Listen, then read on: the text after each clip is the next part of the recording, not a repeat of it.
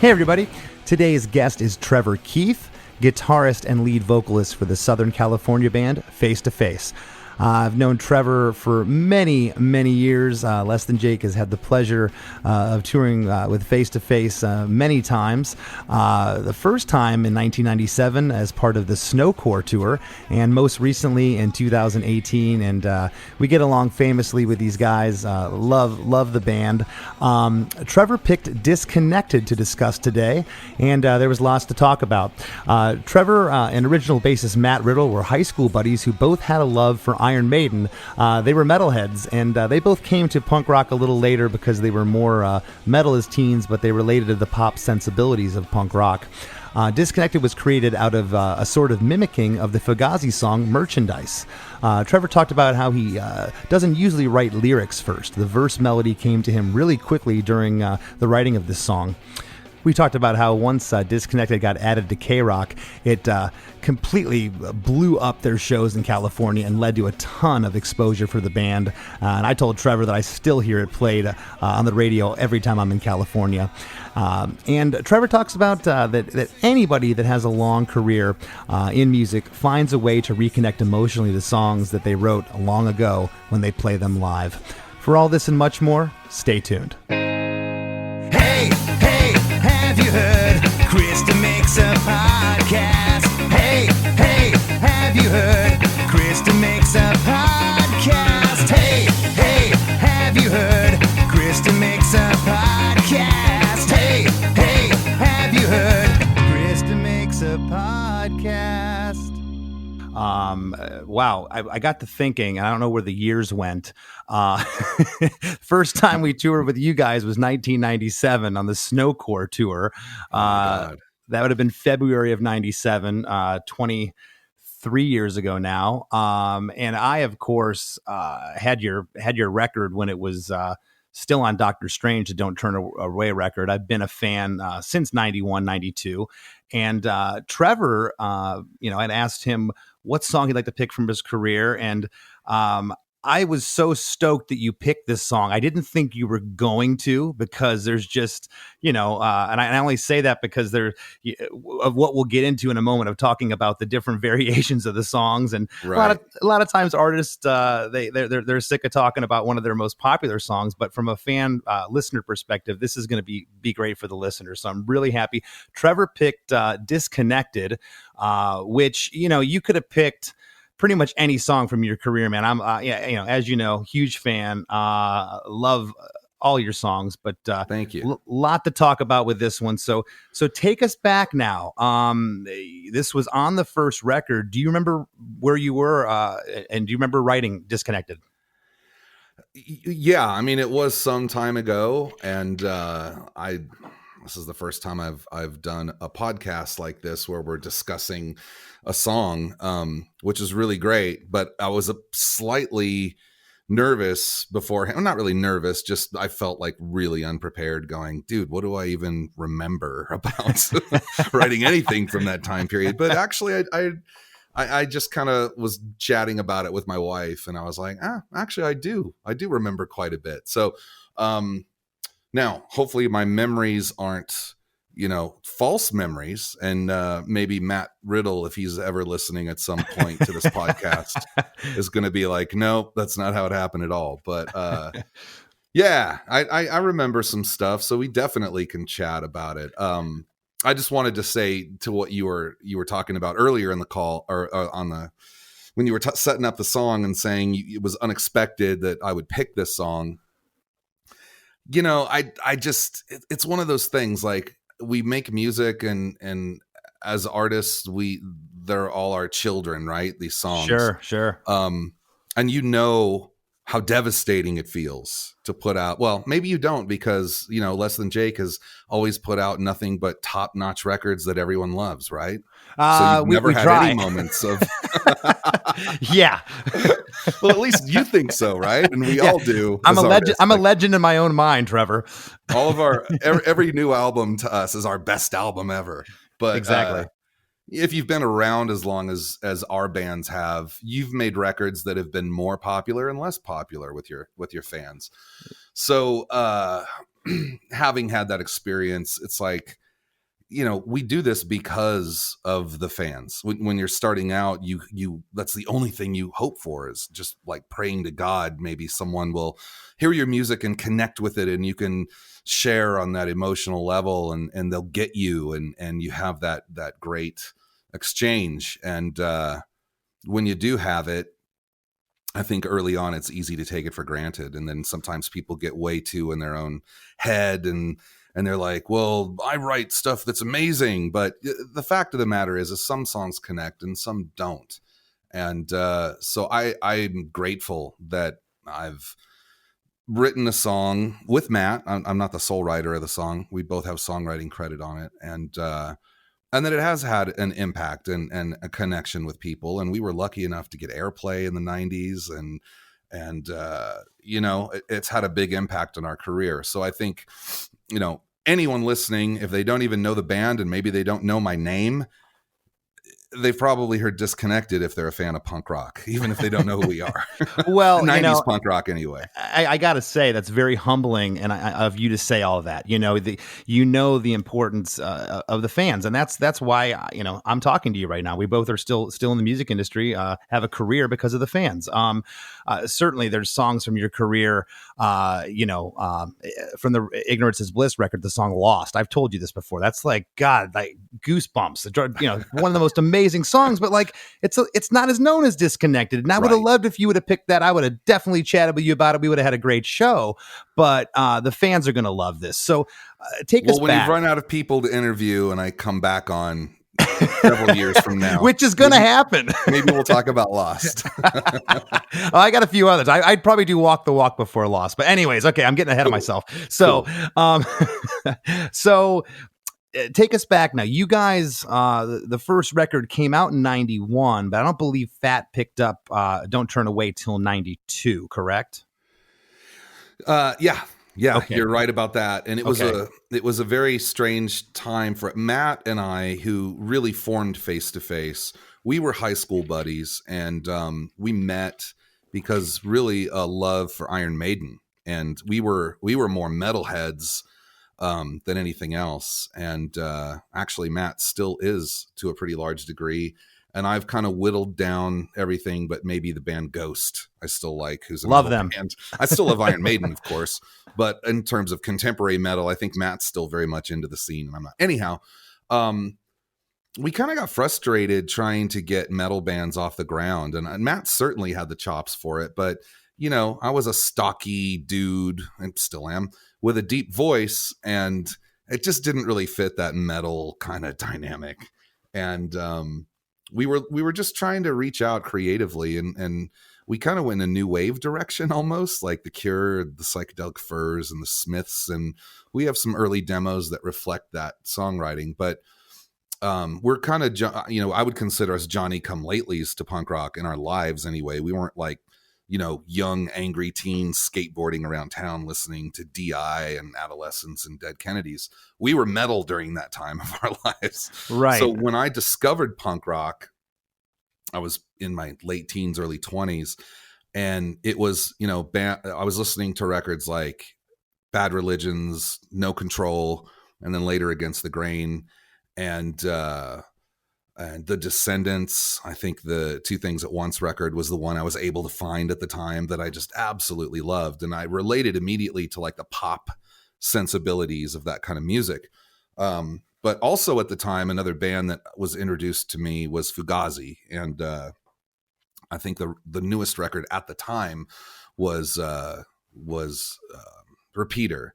Mm-hmm. And I loved the song Merchandise, which has that kind of guitar part in it, that the two kind of octavey things that you play very rhythmically. Uh-huh.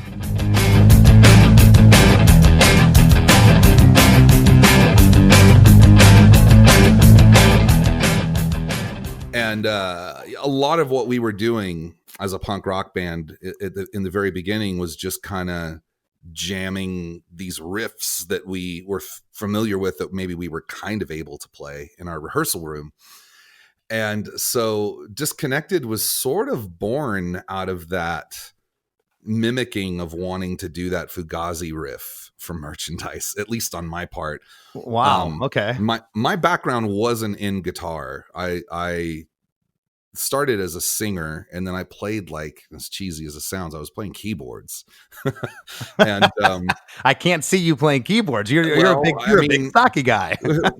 when I was a kid, my introduction to music was keyboard, piano, organ, synthesizer.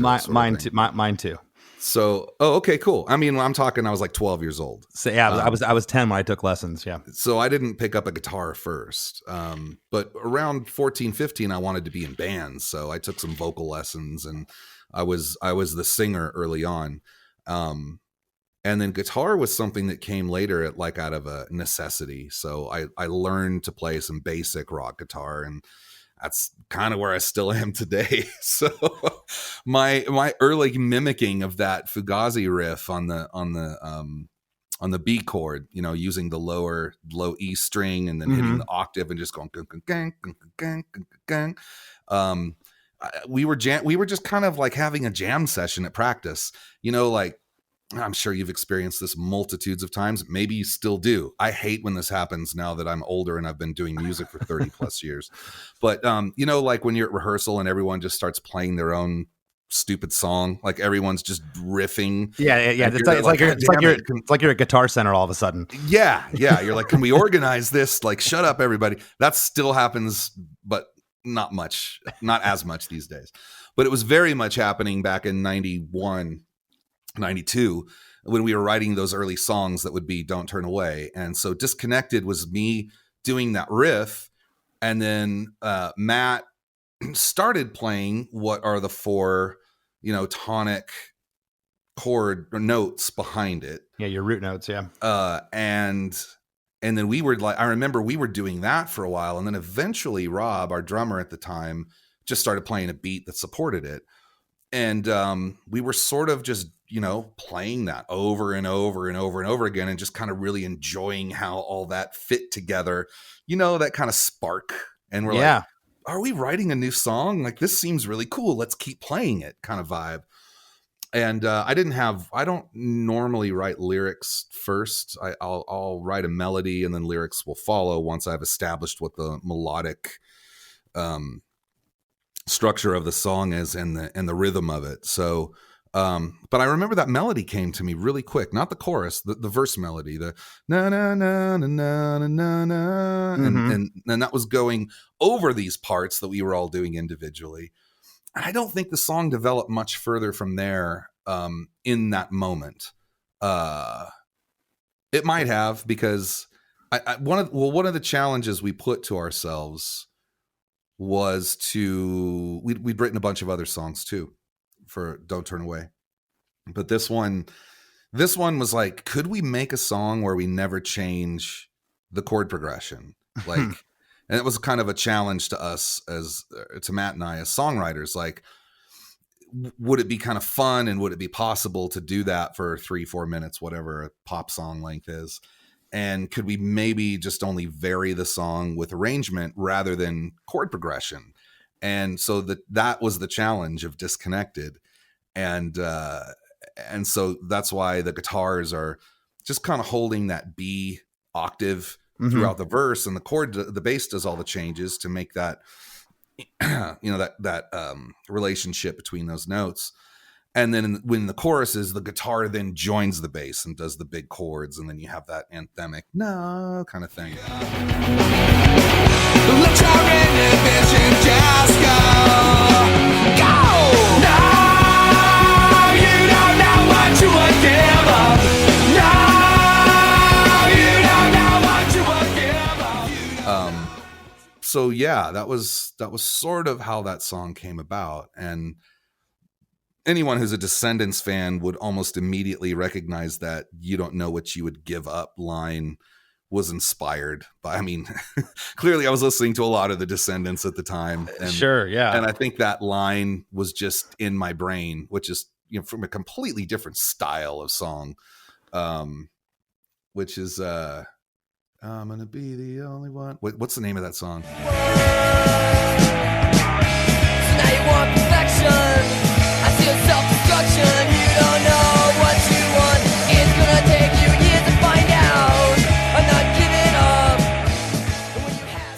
The song is called Hope, by the way. Hope. It's Hope. Thank you.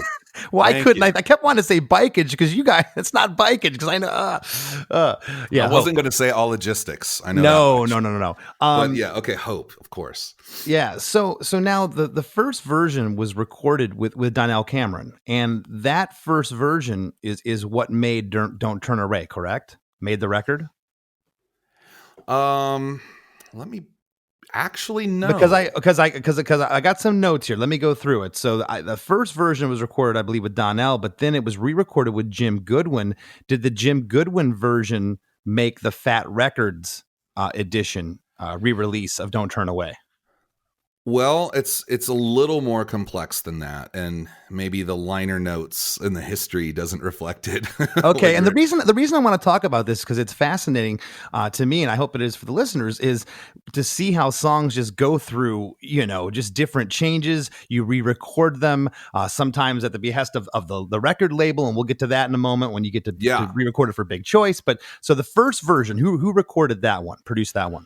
The Jim Goodwin version that is on Don't Turn Away is the first version of Disconnected. Okay. And then Jim did remix it for the Over It EP, correct? No, actually that was remixed by Geza X. Wikipedia, you're screwing me here. Okay. Yeah, so come on, Wikipedia is just people.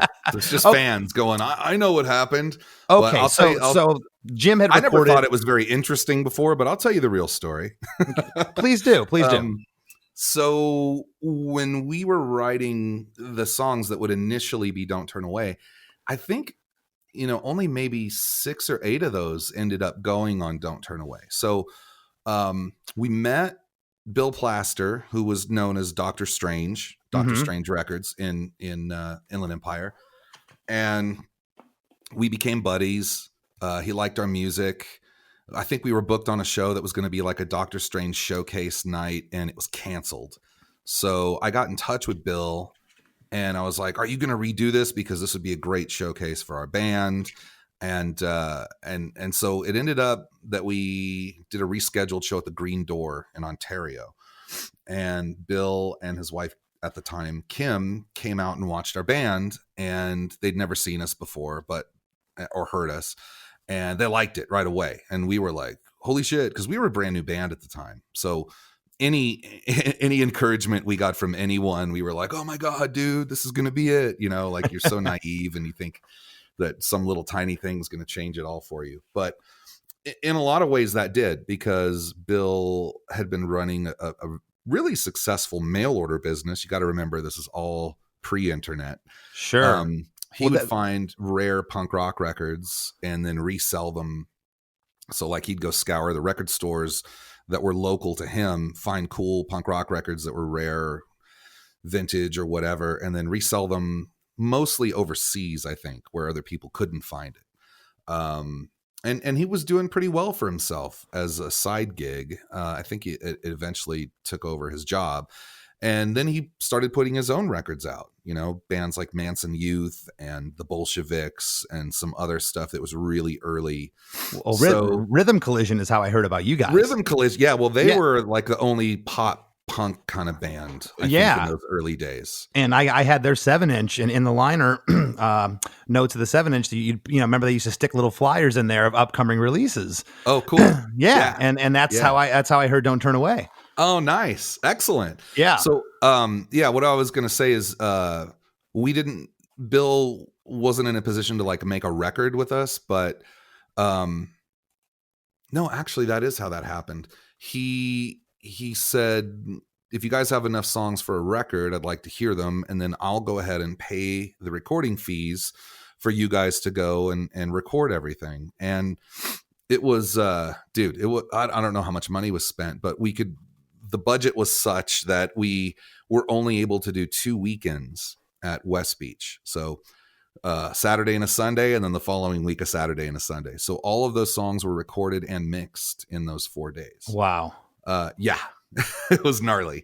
And for as young and I'll use the term, as young and as green as you were, I mean, the record, it still has a magic to it. It sounds great. I mean, considering this is pre-Pro Tools, I mean, you were going, I'm assuming, straight to 2-inch tape. Straight to tape, yeah. There wasn't a lot of There wasn't a lot of thought about like, well, let's do that one again. It was like if we were able to cut a track without a mistake in it, we were done.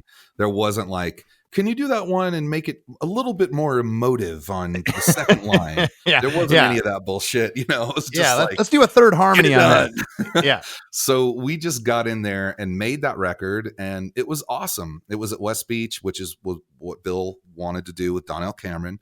And basically, Donnell Cameron, for people that aren't familiar, if it wasn't going to be Brett Gurwitz, it was Don Cameron. Like those were the two engineers at West Beach. And most people know West Beach because they know that Brett co-owned the studio with Don.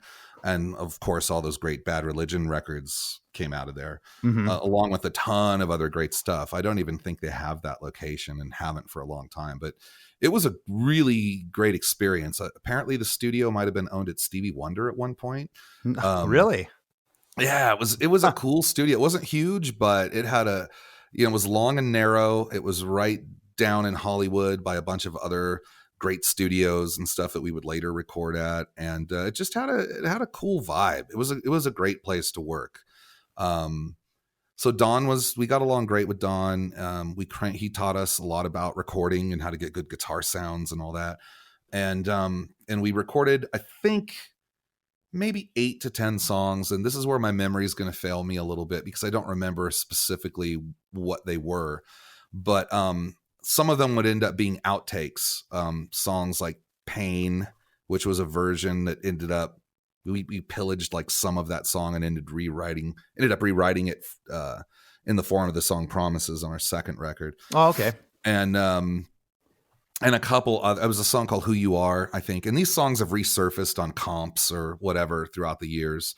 There were just a few of the songs that we weren't 100% with. But anyway, we recorded that batch of songs with Don, and then we kept going and we played shows very regularly around Southern California. And one night at a show we were doing at Raji's, but this was before the record came out, which was an old kind of well-known venue in Hollywood. We met this guy, Jim Goodwin, and we kind of thought it was a put on because Jim came straight up to us and said, "Hey, I like your band and I work at this studio that's this really amazing studio." He goes, "I'm a new staff engineer there, and they allow me to record bands on the side whenever I want for free. And I really like to record your band. Do you have any music?" So this was between the time that we recorded that stuff for Don, and then Bill had plans to take one of those songs and put them on a comp, which was called A Strange Compilation. It was only printed on vinyl, limited edition. And it was us and Rhythm Collision and Manson Youth and the Bolsheviks and I think Guttermouth and whatever bands Bill was working with at the time from the Inland Empire. That was the first release we ever appeared on. And then I think we may or may not have put out the No Authority 7-inch as well, which was from those sessions. So, and that was leading up to the release of Don't Turn Away. That could be out of time. I'm not sure if I have the timeline right on that. Anyway, do you recall playing shows prior to the song coming out on Don't Turn Away? Do you remember the audience reaction when you played Disconnected the first half dozen times or so? Do you remember it connecting at all or resonating? I don't remember that particular song standing out more than any of the other songs in our set. And you mentioned that you wanted to talk more about what ultimately would become of Disconnected and how we would re-record it and all that. That really all of that focus on that song came from outside forces, from more like businessy people, maybe that had a better ear than us for what would connect. We were very just like locked into our little Southern California, Inland Empire, LA, Orange County, San Diego scene. Actually, even San Diego. Well, let me also say that, back then you would re-record stuff. We were so excited. You record something like, or write something like, I want to record this right now. I want people to hear it. And then, someone would say, hey, I'm doing the 7-inch, which case in point, you mentioned Promises a moment ago. I had the first version before Big Choice. It was on, I believe, Stiff Pole Records out of Florida. Oh, yeah. Yeah. And so like that's where I first heard the song. Next thing I know, that's on Big Choice as well. You re-recorded it. So that's just something bands did. You know, a Oh lot of yeah. a lot of times it was outside influences, be it managers or, you know, hey, your song's getting blown up on K-Rock. We should maybe re-record it. There was a number of reasons, but so the record. Anyway, so yeah, go I'll ahead. try to make my story a little faster. Maybe I'm dragging it out too long. No, not dragging it at all. I just wanted to make that point. So we recorded that batch of songs with Don, and then Bill did a couple small things, but he still wasn't putting out the full length. Meantime, Jim Goodwin said, "Hey, I would like to record your band. I want to work with bands that I like. I like your songs, and I'll record you for free." And I was like, "Dude, this has got to be some kind of put on." Like, I totally didn't believe like, it. Who's doing this? What do you get out of it? And he's like, "Nothing. I just get the experience. I want to put my name on the records that I like." So I went back to Bill and I said, "Hey, we have this batch, but we've written another half a dozen songs and we'd like to record them. And then Jim is offering to remix the entire album." And Bill was like, "It's free?" I was like, "Yeah." And he's like, "You want to do it?" Said yes. So then we went into a studio called Sound Castle, which was at the time owned by Keith Sweat. It was like this R&B kind of vibe. They didn't make rock records there really or anything. That's crazy. It's gnarly, right? And this was in Silver Lake. And it was a really great this was compared, West Beach was one control room with a console and a live room. That's it. You know, Sound Castle had like 3 live rooms, a couple of mix rooms. Like, it was a big complex.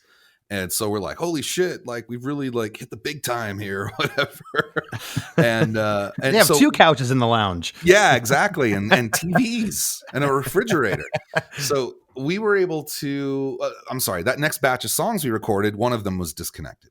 So that was the first time we'd ever recorded Disconnected, along with another handful of songs. And it's failing me right now. I don't actually remember what the rest of those were off the top of my head. So anyhow, Disconnected was made at Sound Castle with Jim Goodwin for the first time. And that version is what ultimately would be released as Don't Turn Away. So Donnell Cameron has credit on Don't Turn Away for recording, but he didn't do all the songs. He didn't mix everything. So he recorded most of the songs. Jim recorded the rest. And then Jim remixed the songs Don had recorded and mixed the new ones as well. So we would have some kind of, consistency sonically for the record.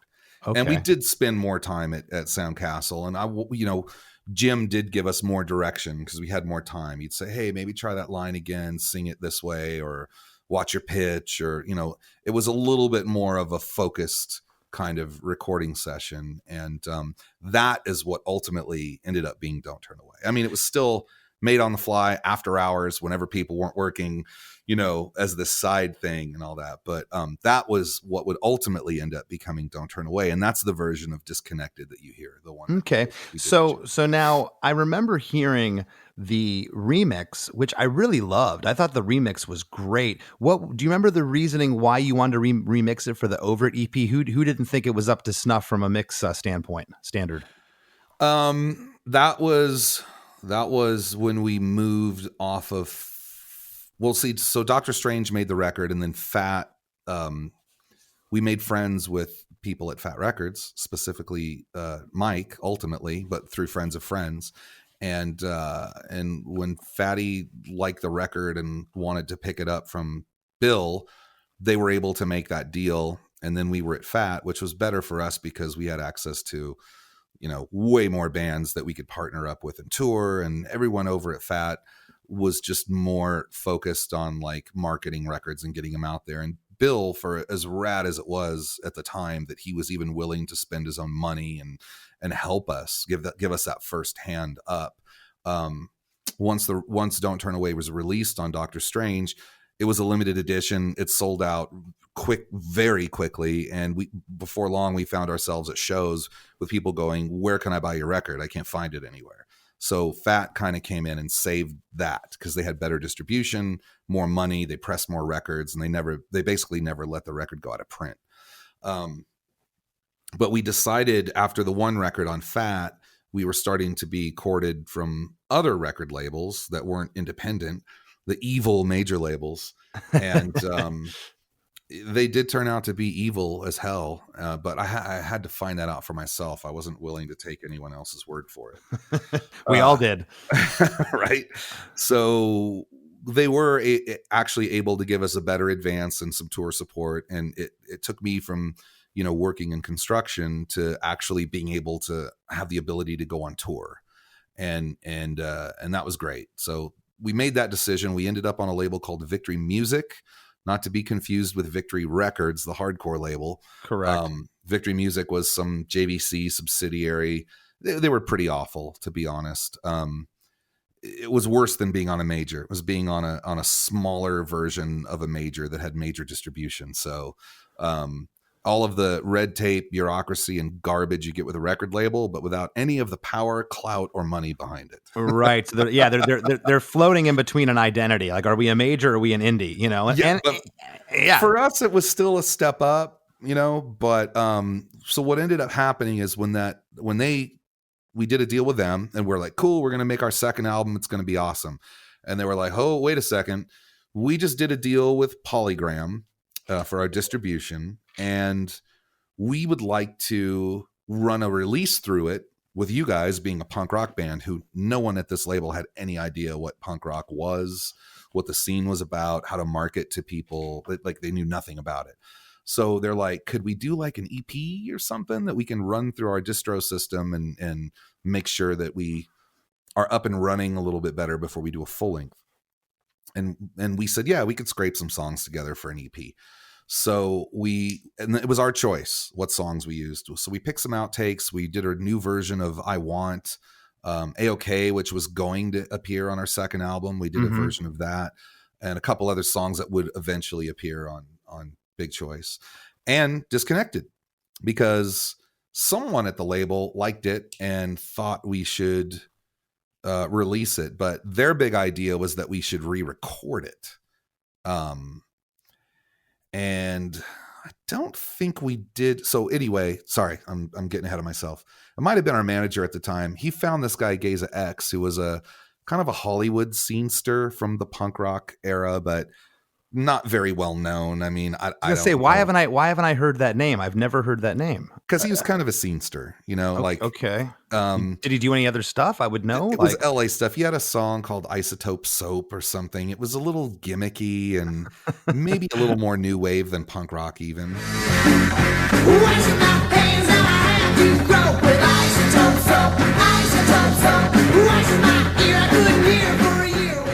Okay. Anyway, he was our producer, and I'm doing that with air quotes as I'm saying that. Chad had joined the band at this point, so we had a second guitar player. We'd done a tour of Europe. We were starting to get more of our legs as a real touring band that's making records. And he was wanted performances. So I think we kept the bass and drums and re-recorded vocals and guitars. So the original Jim Goodwin stuff was intact, and we just layered some new guitars, did some new vocals. He tried to produce it, and that's the version that you hear on Over It. I'm sorry, on Over It. Okay. Yeah. See, I just thought that was a straight up remix. So that was redone to a degree, half and half. That's interesting. Okay. Yeah. There were some tracks that were just kind of reinforced for that, if I remember right. Okay. We did more with the gang vocal on the chorus, and I definitely remember re-recording a bunch of rhythm guitars and stuff for that. Now, is this around the time that K-Rock started to play the song? Do you remember if this was, and was that a reason that you ended up re-recording it for Big Choice yet again? It is, but it was so this was unbeknownst to us. Okay. The people at our new label, when they ran the EP Over It through the new distro system, there were people at, it gets confusing, and I don't want to get too inside baseball here, but one of the labels under the Polygram flag was A&M Records, and they specifically were the marketing label for Victory that we were on. So A&M did the marketing, and Polygram, their bigger company, was the distribution company.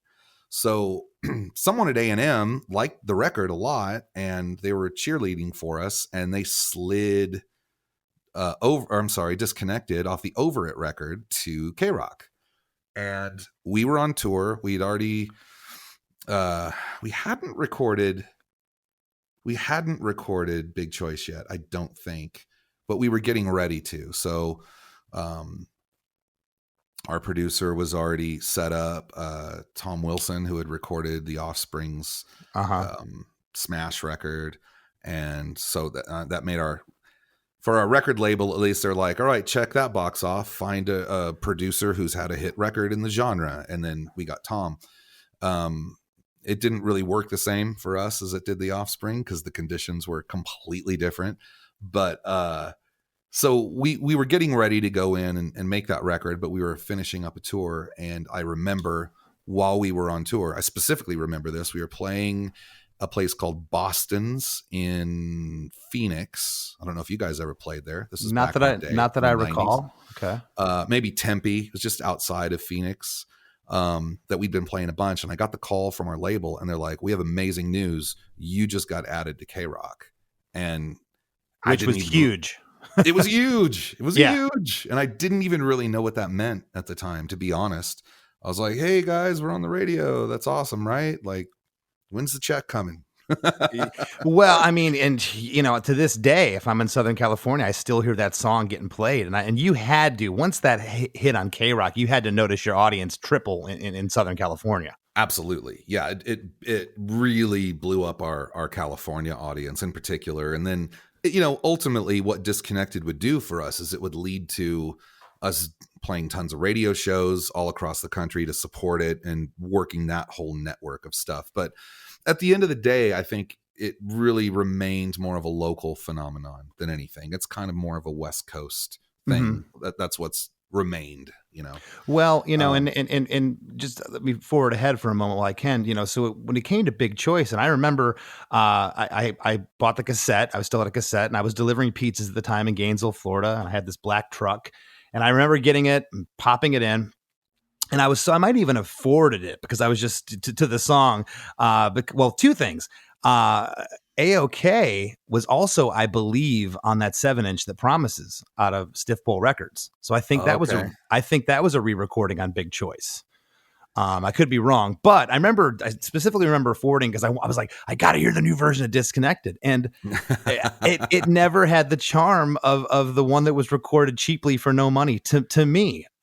How'd you feel about the third? It probably didn't, because we didn't want to put it on Big Choice. You could tell. The whole. So I remember being on tour. Like I said, we found out we were on the radio, and then the next call was, we want you to add Disconnected to Big Choice. And we're like, no way in hell, man. That record is done. We were trying to be artists and be purists about everything. And dude, you remember this because we both came up through the 90s.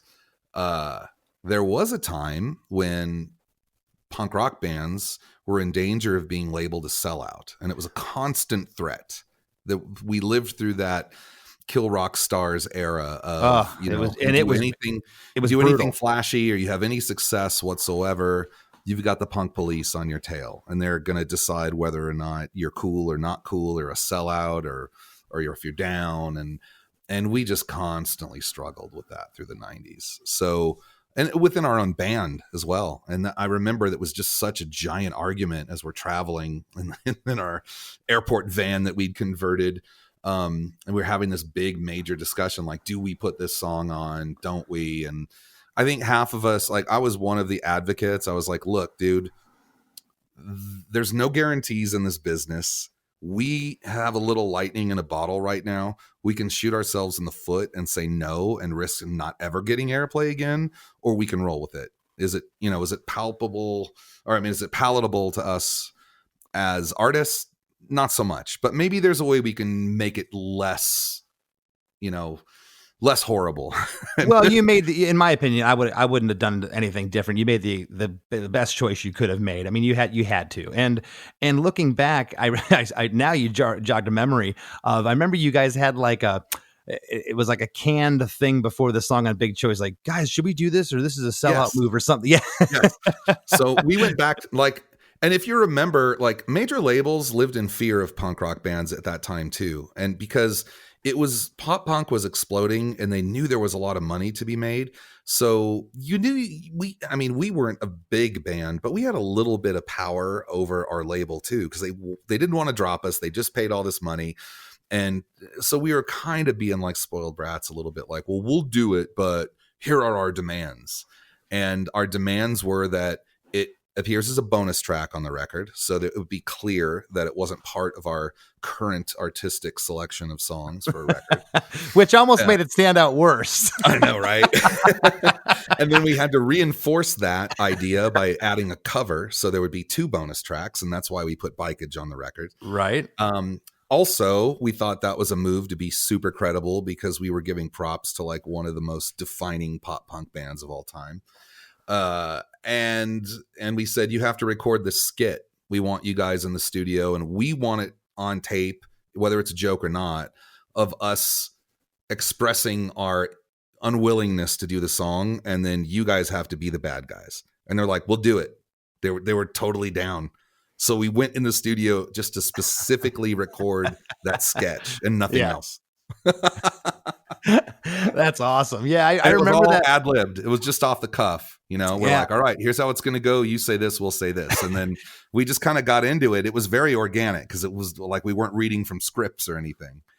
And I think by that time you can sort of hear that our hearts weren't really in it. Like there are we've done versions are a little more. We've done the same thing where we made a recording for $1,200 and then we went with the big time producer and re-recorded it for $100,000, and the spark's not there because we didn't want to do it. There's so much to be said about emotion and heart and soul that comes through the microphones and through the wires of the guitar and through the drumsticks onto a recording that you just can't replicate. If you just don't want to do it, you can ultimately hear that magic that's not there.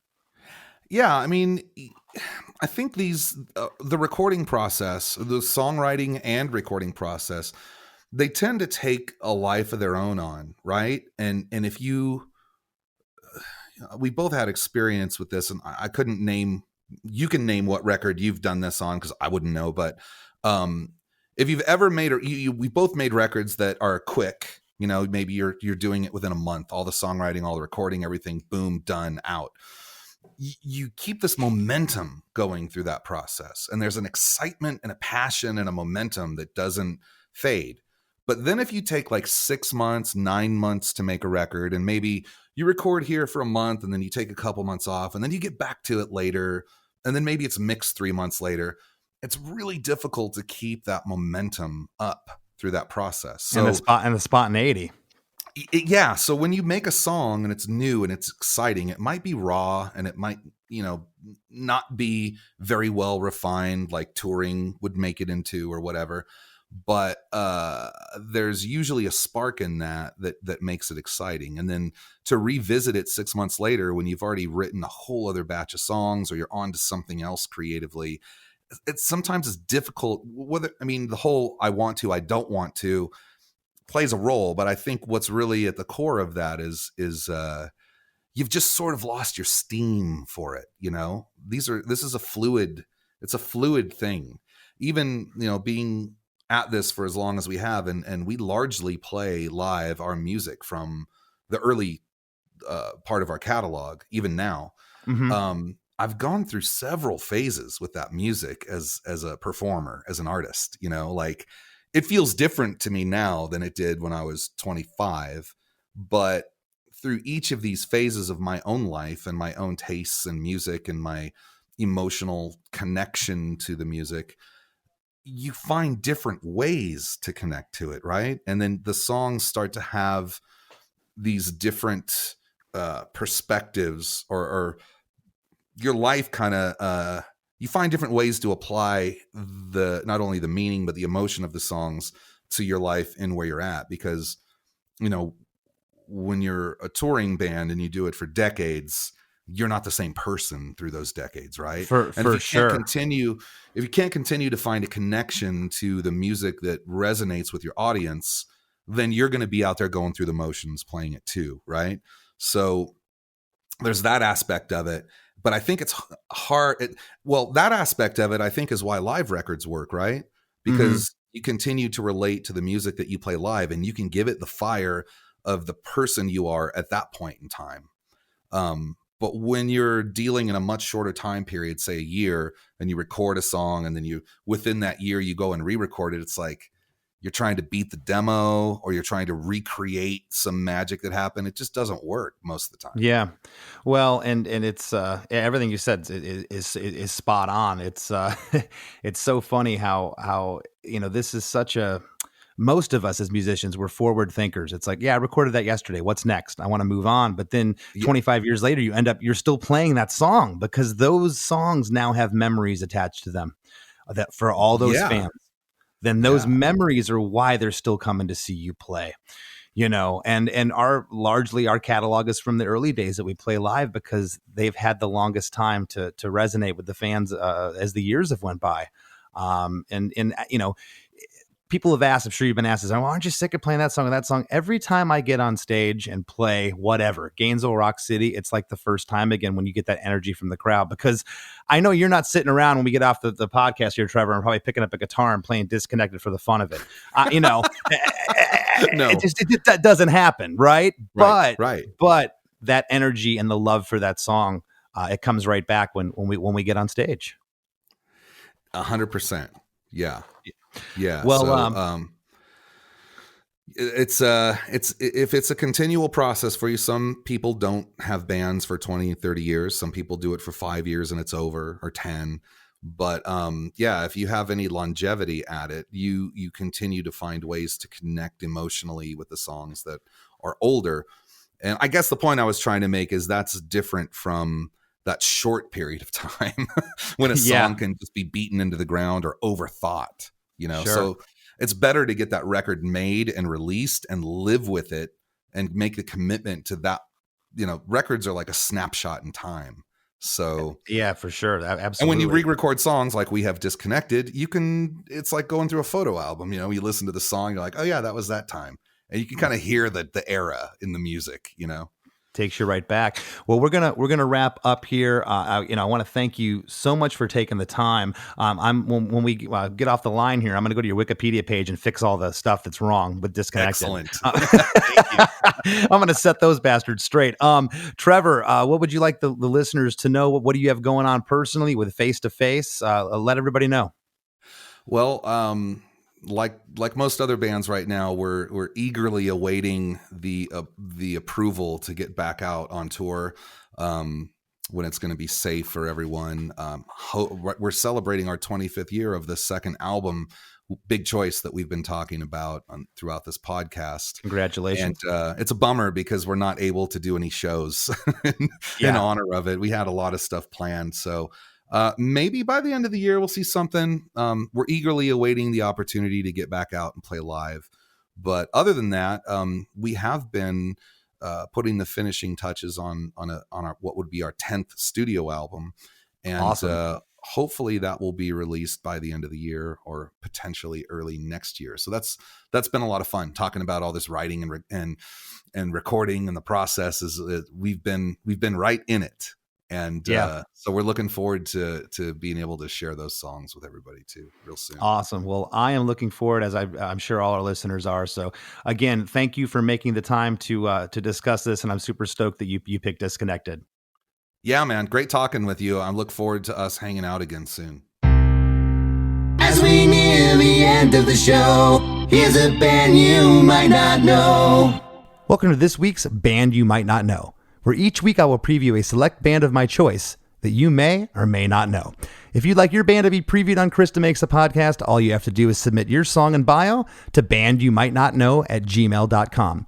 All I ask for is a good quality recording of a song you feel best represents your band. This week's featured band is What You're Made Of from Sydney, Australia, featuring Jeremy McCowage on lead vocals, Liam Henderson on bass, Bailey Brown on lead guitar, Anthony Moon on rhythm guitar, and Sam Henderson on drums. You can find their music on Spotify. And I got to hand it to these guys. They got the best song title so far on the Band You Might Not Know segment. Here's a snippet of their song, What Does Marcellus Wallace Look Like? It seems that I am only chasing safety. I couldn't care less. And all your friends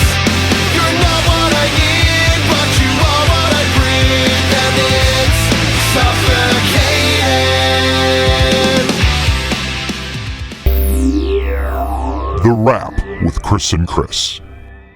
So hell yeah, man. Disconnected. I have very fond memories of being a teenager and being in my buddy Mike Kowalczuk's driveway, skateboarding. He had built a couple little ramps and listening to Disconnected in a CD boombox and skating to it. It's a perfect song to skate to. It's an awesome punk rock song. It's like a very definitive 90s punk rock song. So awesome. And it was so cool to hear the story behind it. Yeah, man, what a driving riff that is. You know, I remember not maybe the first time I heard it, but I remember the first time I heard Face to Face, and I was just blown away. Their melodies and song structures were instantly catchy, and I was convinced that this band was going to be, at the time, I'm like, these guys are going to be the biggest punk band ever, and they've had an amazing career, not to take anything away from them, but I thought the world was theirs. I just always loved their songs, and this song in particular just has legs. It's just the one defining song, and I was so stoked that Trever decided to discuss it. Right. I didn't realize that it still had this radio presence in California. You know, I'm all the way in Pittsburgh, and, you know, on the radio we hear Nirvana and Stone Temple Pilots. Nothing wrong with that, but, you know, we're not hearing too much punk rock. And I didn't realize until this interview that was something that you would still regularly hear on the radio in Southern California. Oh, and I wasn't making that up. That's the honest truth. Every time I'm out there, it'll be like, you know, sandwiched between Pearl Jam and Smashing Pumpkins will be Disconnected. It's like, wow. It's a staple out there. And yeah, it's just kind of woven into the Southern California fabric, so to speak. Right. And so the version that you hear on the radio, is it the Big Choice version, or is it the original, or what? Because I know you guys had talked about that, and you guys had also talked about how you can't really capture the magic on the re-recording of a song. So do you remember which version it was? As far as I remember and know, every time it's the first version. It's the one on wow. the original release. Yeah, there's something about that version. Maybe it's not as sonically clean or as played as technically proficient as the Big Choice version, but there's some unbridled energy there that lightning in a bottle stuff. You know, we talk about how songs are written quickly, and in this case, this song was, according to Trever, recorded quickly. It was put out there, and it just has resonated with people. It's just the definitive version of the song, in my opinion. Right. And it was interesting how he said that they didn't necessarily think that song was special or stood out from the rest of the songs that they were recording at the time. So it's really interesting how people latch on to songs. And I can speak to that because that was the song from Don't Turn Away that stood out to me. And it wasn't particularly because I had heard it otherwise. I didn't hear it like on some comp or something like that. That song stood out to me, and it might be that, you know, like that thing which he had talked about, that they had kind of been inspired by that Fugazi song, that it's just undeniably catchy, you know, and obviously the melodies and the lyrics just drove it home. But there's something about that that's really cool. Oh yeah, for sure. And it's not necessarily even my favorite Face to Face song. It's not. I have other favorites, but definitely undeniable and definitely instantly catchy. And it's become their signature song. I love the song, but they have a ton of amazing songs. And how many times have we heard that in the episode where it was just another song in the batch of songs that the band was recording that somehow became bigger than life amongst the fans. It's an incredible story that we keep hearing over and over. And you've experienced that. I know that I've experienced that with Punchline, with which songs stick out to people. And you've experienced that in Less Than Jake. You guys didn't necessarily know which songs people were going to love. Did you think people were going to love Johnny Quest Thinks We're Sellouts so much? I don't think we were thinking about it. I was 19 when I wrote that. So it was just it was just a song that we wrote one night over a few beers at our warehouse. You know, it wasn't any grand master plan that, people are going to love this song. And we just started playing it, but quickly, very early on, it became one of those songs that people were requesting and wanted to hear. And it became, I keep saying it, but it took on a life of itself that the band, at some point, you have no control over that. The fans dictate that.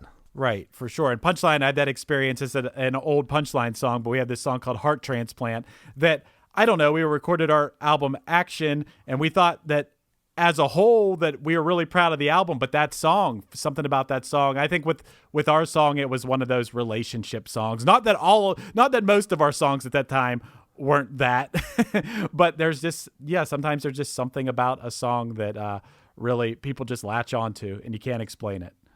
Yeah, and again, it was really cool. I thought that Trever not only picked this song, but he's another artist that is kind of humble about it. You know, for many reasons, people get sick of talking about their hit, and certainly he's probably done his fair share of talking about Disconnected over the years. But he was very forthcoming and humble with it, and it to me it just made for a great conversation. I really enjoyed it. Hell yeah, man! So did I. All right, everybody, I want to thank you once again for your absolute generosity for the charity this month, which is Big Brothers and Big Sisters of the Laurel region. Thank you so much for your donations. It's a wonderful cause, and we feel so happy to be able to help them out. It's been a rough year for charities and donations, and we here at Krista Makes a Podcast are just trying to give back to wonderful organizations, and we want to thank each and every one of you. Thank you so much. And, if you're listening to this podcast, I've said this before, I'll say it again. It's a free podcast. We're not charging anything. So even if you could donate $1 or $2, less than the cost of a beer if you would go out to a bar or something, to our monthly organizations, we'd really appreciate it. It's DeMakes.com. And, the $1 or $2 among thousands of people could go a long way. So, yeah, thank you, guys. Yes, and if you'd like to record a first version of your song, I know some place that people could do that at, Chris. You do? I certainly do. So, I've mentioned recently that we musicians are trying to navigate our way through not being able to tour right now. And everybody in my band, I'm so proud of everybody. We all have our own little projects going on. And I want to give a shout out right now to our drummer, Mr. Matt Yonker. We also call him Matt Drastic. He owns a studio in Nashville. He'd love to record, mix, master, produce your record. It's called Drastic Sounds Studio. Yeah, Matt's studio is killer. I just recorded a couple songs with him a couple weeks ago for a side project I have coming out, and he's a blast to work with. He's got a bunch of great gear, guitars. If you sweet talk him, he might even play on your record. He's a hell of a drummer. You could reach him at drasticsounds.com. That'll link to his Instagram where you can direct message him, or you can email him at drasticsoundstn@gmail.com. That's drasticsoundstn@gmail.com, and he will take good care of you. He comes highly recommended, and tell him that I said hello. Yeah, and I can testify to that. I heard the recordings you were talking about, and I've heard a lot of stuff that Matt has recorded. It sounds awesome. Matt's an awesome guy. I can't imagine how cool it would be to spend several days in a row with him recording music. And yes, he's an awesome drummer too. So, yeah, no, he's I'll really second that. Thanks, Chris. Now, he's really easy to work with, and the great thing is, even if you're not in Nashville and you're not going to actually physically be there to record, you can send him your projects to mix and master. He does an amazing job with that. So please hit him up. That'd be awesome. And man, I'm gonna steal your words here, Chris. Another great episode this week, man. Yep, we are like 18 episodes in, and I feel like they've all been 5-star episodes. And if you don't believe me, you could look at our reviews on iTunes, because people are giving us mad 5 stars. And if you haven't done that yet, go leave us a review. We like reviews, whether it's just the stars or if you want to write something. What's really cool is sometimes somebody will write something in the reviews, and then I'll screenshot it and send it to Chris, and then we both of our hearts swell, and we feel really happy, and it makes us want to make podcasts forever. So thank you guys for that. If you haven't done it yet, maybe do that. And if you get a chance, please join our Facebook podcast group. It's Krista Makes a Podcast Facebook group. We'd love to have you join us there. It's a lot of fun. And until next week, we'll see you then.